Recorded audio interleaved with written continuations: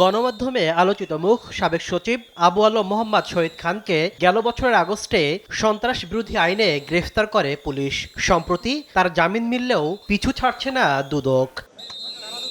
তার বিরুদ্ধে ওঠা অবৈধ সম্পদ ও অর্থ পাচারের অভিযোগ অনুসন্ধানে দেশ থেকে নিষেধাজ্ঞা চেয়ে আবেদন করে সংস্থাটি, যা মঞ্জুর করেছেন আদালত। অর্থ পাচারের অভিযোগে তার বিরুদ্ধে অনুসন্ধান চলমান রয়েছে। আমাদের দুর্নীতি দমন কমিশনের অনুসন্ধানকারী কর্মকর্তা বিজ্ঞ আদালতে তার বিদেশ যাত্রায় নিষেধাজ্ঞা চেয়ে আবেদন করেছিলেন। এদিন পল্লী বিদ্যুতের স্মার্ট প্রি পেমেন্ট মিটার স্থাপনে দুর্নীতির অভিযোগে সাবেক শিল্প সচিব আব্দুল হালিম ও বিদ্যুৎ বিভাগের অতিরিক্ত সচিব সবুর হোসেনের দেশ থেকে নিষেধাজ্ঞা দিয়েছে।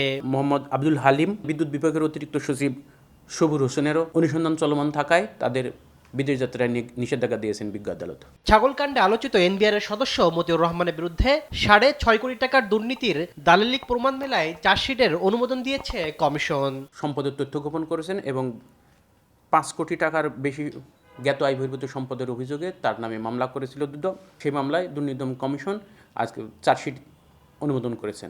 স্ত্রী সন্তান সহ মতিউরের বিরুদ্ধে আরও একাধিক দুর্নীতির অভিযোগ তদন্ত করছে দুদক। তাসলিম তৌহিদ, সময় সংবাদ, ঢাকা।